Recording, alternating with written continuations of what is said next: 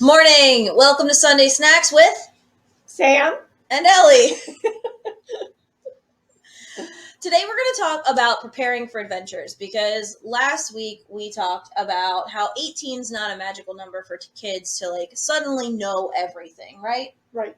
Because I don't think at 18 I knew everything, and I still don't think I know everything at 40. I was going to say, same at 77. Exactly. So it's so expecting 18-year-olds is pretty far-fetched. Yeah, it seems a little absurd. Yeah. So how, do we really prepare them for adventures in life and do the fun things?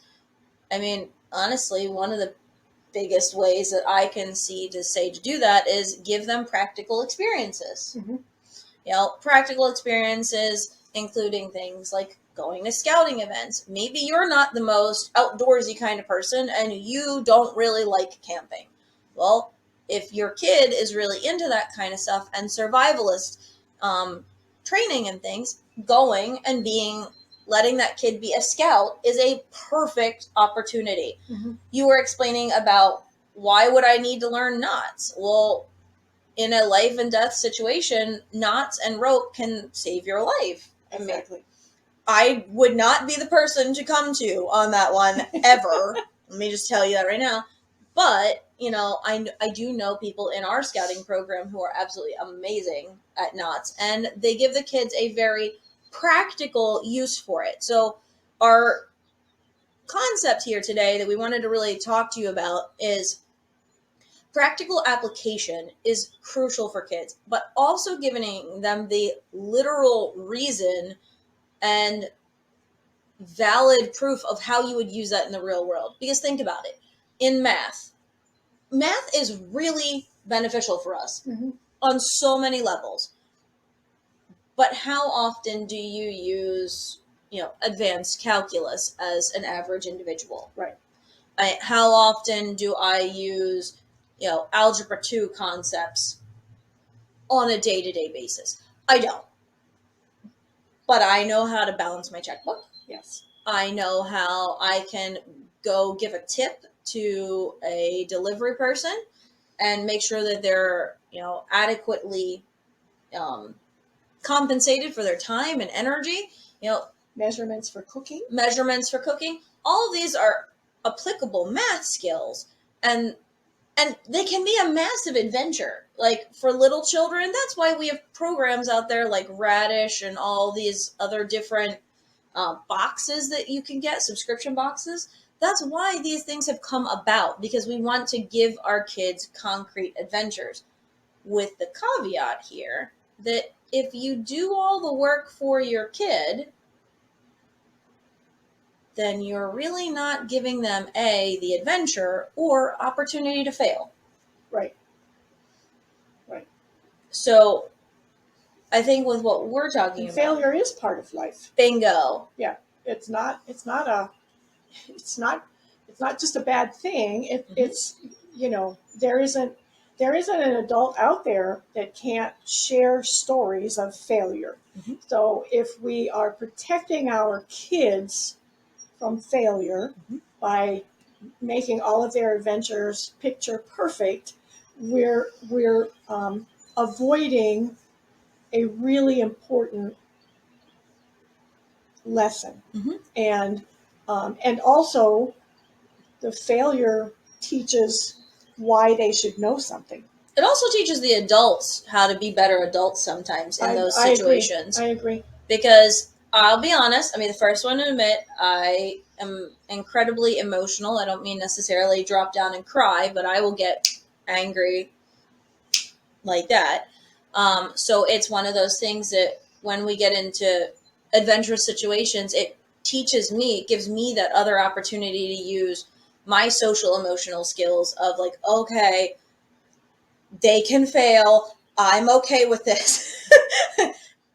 We're going to work our way out of it. And the thing is, though, is that not only helps me be a better person, but it helps my kids see that as an adult, even, I can struggle with how do I manage my emotions? How do I go through it? And they can learn, is that a good way for them to handle it? Or is that a not so great way for them to handle it. And Don't be like mom. exactly. And that's okay. I admit that. But I'm also the first one to come back and say, I'm sorry and acknowledge it. So leading by example is huge, and setting them up for success and even sometimes letting them fail in adventures is crucial. Now, there is a story that Ellie tells me regularly because it is so pivotal when it comes to kids, and it's about when you were a leader at a group home for young kids with disabilities, and you really helped this young lady. Can you tell us about that? Because it really hits home on why we want to prepare kids. Right. Sometimes the acceptance of certain values we think are automatic. And we had a year where I worked in the first group home for mentally challenged kids in Erie, Pennsylvania. And we had 5 living with us between the ages of 8 and 17.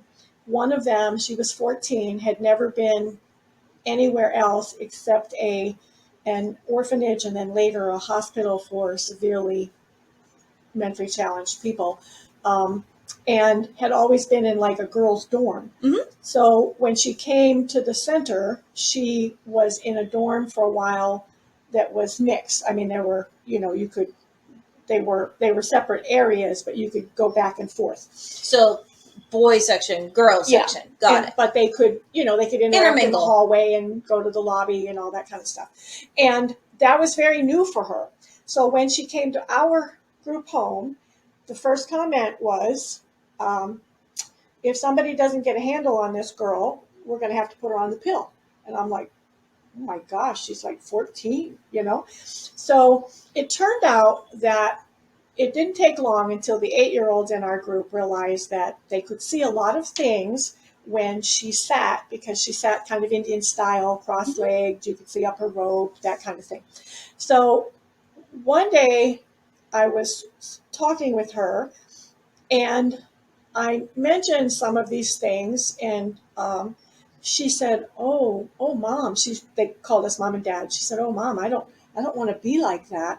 And I said, "Well, let's talk about it." So we talked about ways of behavior, buttoning her robe, making sure she has underpants on, sitting like a lady, and what that meant. Yeah. And after that, it was a matter of literally days that I could notice her behavior, and all I'd have to do is go, Mary, and say her name, which that's not her name, just so everybody knows. And you could see her physically, kind of give a scan of what she was doing, and you see her like sit up and cross her legs and not, be just open to everything. Yeah. And it turned out that within a very short period of time, she was our little lady. I mean, she, not in the sense of, the prim and proper. Fancy. But just proper behavior that she had never been taught. So her open robe with nothing on under it that meant nothing when she was in this group it meant home, nothing to her. Yeah, was that they were defining as sexual. When it really wasn't. In fact, she was very clear about that. Yeah. And another small instance, we had an 8-year-old boy, and my son at the time was also 8, and we had that same thing happen where his caseworker came in and he went running out, and she picked him up and he put, arms and legs around her, and I just looked at her and I said, "Susie," I said, "what are you doing?" And she said, "Well, and I said, "Don't say it," because I said, "They're here to learn social behavior." And I said, "It may be cute at 8, but then what do you say to him when he's 14 and 16? And I said, I said, "You wouldn't let my son do that." Well, he's not. I said, "That's the point. He's not mentally challenged, but it's also not appropriate behavior. And that's why people don't want to be around them." Well, normal children need those same lessons. Not sure that anybody's actually normal. But but I mean, children that have no handicap that are out in the world, if we aren't willing to share those same lessons. Mm-hmm. At 18, they won't know them. Yeah, and that's a key feature. So, and I'm going to pull, from when I was teaching high school, I had a lot of students who just genuinely had no concept of, oh, wow, I should do this in this scenario versus this. Why?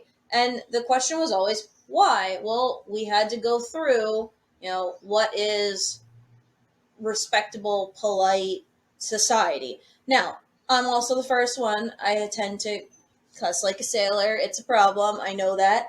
Um, I will make an off color of a joke from time to time. But the point of the matter is that even if I do that around my kids, I need to be the one that leads by example and say, oh, wow, I didn't do that right. That was not acceptable from mom on that one. Taking ownership of our own behavior as adults when we are doing positive things and negative things. And I would add in that scenario that when kids ask why, Mhm. I think sometimes we can talk about the consequences that they're already seeing by not behaving a certain way. Mhm. They maybe don't understand why they don't have more friends, or they don't have, or the teacher doesn't like them or something like that. When many times it's small behaviors that are keeping them from being accepted. And again, I'm a 70s child, so I'm not into labels and all that kind of thing. But I do believe that sometimes our young people today aren't aware that they're their own worst enemy. I'm my own worst enemy, yeah. and I know that, Yeah. and that's part of my problem. But if we look at it from an adventurous standpoint, and this one I would bring it back full circle for us, when we are looking to take our kids on an adventure, we as adults need to be prepared. So that means if you're not comfortable with knots, like me, I need to refresh my memory on knots and how to do it. First aid's always crucial. Going through those steps by step basis with the kids so that if God forbid something happens, they can be Even prepared a and take packing care list. of themselves. Yeah, even a packing list. Packing lists in our house are Crucial. they have to happen because I will forget something. Yeah. And that's one of the things that, our kids need. And they need for us to provide to them because they don't know. So next time you think about letting your kid go outside, let them. Let them have fun. Let them fail. Do that awesome thing.